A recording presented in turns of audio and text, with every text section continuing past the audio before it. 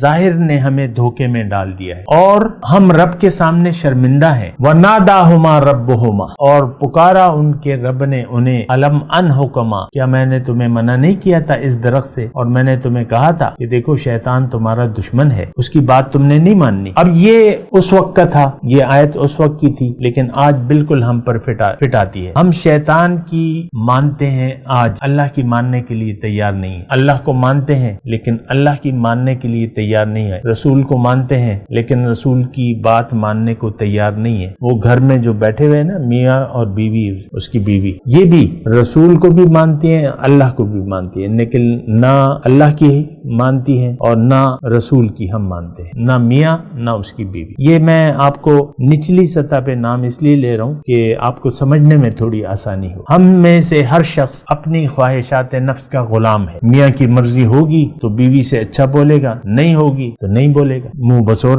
بسورے رہے گا، بات ہی نہیں کرے گا، بس آفس جائے آئے جائے، کھانا کھائے اور سو جائے۔ کوئی کسی بھی بات پہ، دنیا کی کسی بات، وہ بھئی جو اللہ کی بندی تمہارے گھر میں ہے تو وہ تو تمہاری ہی ذات پر اس کا انحصار ہے، تم نے ہی اس سے منہ موڑ لیا ہے تو وہ اس کی نفسانی پھر دلی کیفیت کیا ہوگی؟ ہم سب لوگ تو دنیا ہی کے سہارے پر جی رہے ہیں، اللہ کے سہارے پہ تو کوئی نہیں جی رہا، تو زندگی پھر مشکل ہو جاتی ہے، تو ہمیں اپنے ساتھی کا خیال رکھنا ہوگا۔ بہرحال